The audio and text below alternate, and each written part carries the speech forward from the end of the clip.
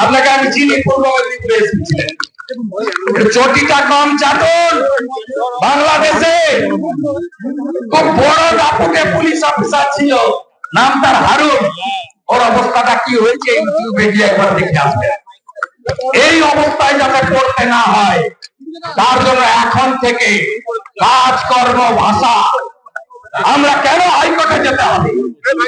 কেন আমাদের হাইকোর্টে যেতে হবে? কেন যেতে হবে? আমি আপনাদের বলে গেলাম, ব্যারাকপুর কমিশনারেটে পুলিশ যদি আদব কায়দা না বদল করে, দুর্গাপূজার পরে কমিশনারেটে আসবো, অনেক লোক নিয়ে আসবো।